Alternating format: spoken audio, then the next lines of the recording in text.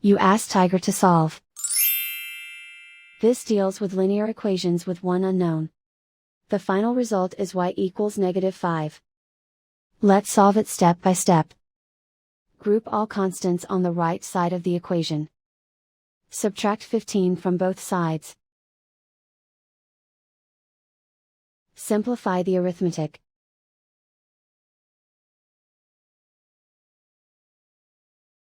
Isolate the y. Divide both sides by 3.